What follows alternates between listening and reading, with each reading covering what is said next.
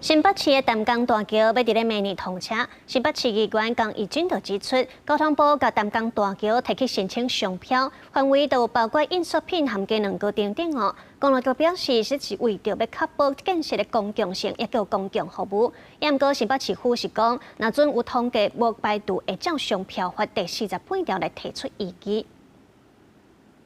日头落山，淡江大桥的金色光影照伫海面，就敢若是一把正水的刀。工程团队伫设计时阵就用单塔无对称下中桥的桥形设计，希望兼顾交通甲日头落山的美丽景色。伫设计时阵，甲主桥塔较偏向淡水这边，较袂去挡到日头，桥甲风景相配合。它考量的淡水系照，那它的一个桥塔是比较偏向淡水端，那避开整个系照在1年4季的一个落日的一个位置，那让系照跟淡江大桥做一个完美的一个融合。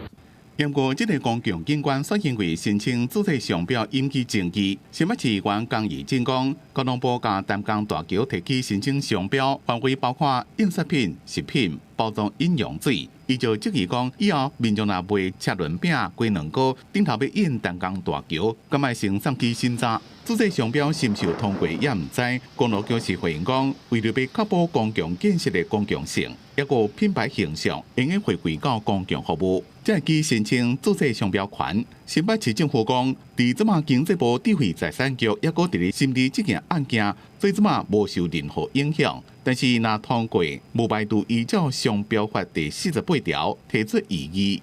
记者综合报道。